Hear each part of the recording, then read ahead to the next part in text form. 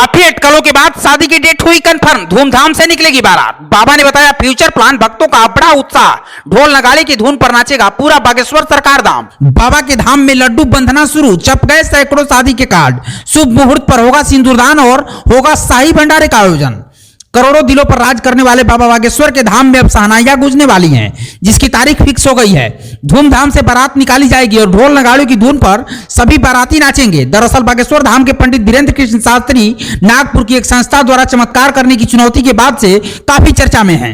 कई मीडिया चैनलों द्वारा उनके चमत्कार को एक महज एक कला का नाम दिया गया। बावजूद इसके बाबा के भक्तों की आस्था थोड़ी भी कम नहीं हुई। अब मध्य प्रदेश के छतरपुर स्थित उनके बागेश्वर धाम में विवाह की बड़े पैमाने पर तैयारियां चल रही है।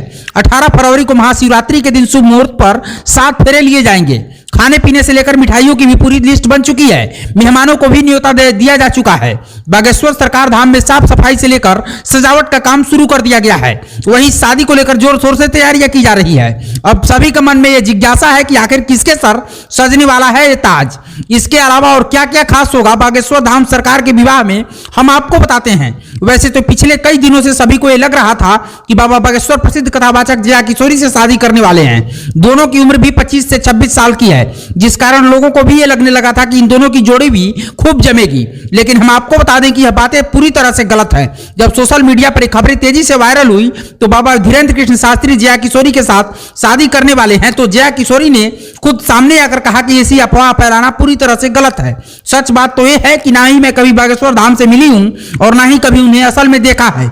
लेकिन अब फिर से खबरें आ रही हैं कि महाशिवरात्रि के दिन 18 फरवरी को बागेश्वर धाम में शादी होने वाली है। ये शादी ऐसी वैसी नहीं, पूरी शाही शादी होगी, जिसमें धूमधाम से बारात निकलेगा, ढोल नगाड़े बजेंगे और शादी में शामिल होने वाले सभी लोगों के पैर थिरकेंगे। इतना ही नहीं, शादी में जाने पहचाने नामचीन लोगों को भी बुलाया गया है, जिनको शादी के कार्ड भी भेजे गए हैं। बागेश्वर सरकार धाम में शादी के लिए भव्य तरीके से तैयारियां भी चल रही हैं। खरीदारी से लेकर मिठाई तक बनने शुरू हो गए हैं। दरअसल 18 फरवरी को शिवरात्रि के मौके पर बागेश्वर धाम में सामूहिक विवाह आयोजित हो रहा है। ये विवाह बाबा धीरेन्द्र कृष्ण शास्त्री का नहीं, बल्कि 121 गरीब कन्याओं की शादी होगी। शादी में दुल्हन के साथ दूल्हे के चयन के लिए भी सर्वे किया जा रहा है। दुल्हन की घर की आर्थिक हालत के साथ साथ दूल्हे के कैरेक्टर तक की जांच की जा रही है। महाशिवरात्रि पर होने वाले सामूहिक विवाह समारोह में पंडित धीरेन्द्र कृष्ण शास्त्री भी मौजूद रहेंगे। शादी के लिए योग्य दूल्हा दुल्हनों के चयन के लिए बीपीएल की तरह सर्वे किया जा रहा है। बागेश्वर धाम के कार्यकर्ता घर घर जाकर उनके परिवारों की स्थिति की जांच कर रहे हैं। बागेश्वर धाम के सामूहिक विवाह समारोह में चयन के लिए योग्यताएं काफी कड़ी हैं। आर्थिक रूप से संपन्न घरों के वर वधू इसके लिए पात्र नहीं होते हैं। जो परिवार अपनी बेटी का विवाह करवाने में सक्षम है, उसका आवेदन मंजूर नहीं होता है। महाशिवरात्रि के पर्व पर विवाह समारोह होगा। यहाँ भंडारे की व्यवस्था होगी। बारात की अगवानी से फेरे और विदाई तक की रस्में निभाई जाएंगी। इस कार्य में पूरा शिष्टमंडल लगा हुआ है। तो अब बस इंतजार है 18 फरवरी का, जब बागेश्वर सरकार धाम में शहनाइयां गूंजेंगी। ब्यूरो रिपोर्ट, पूर्वांचल समाचार।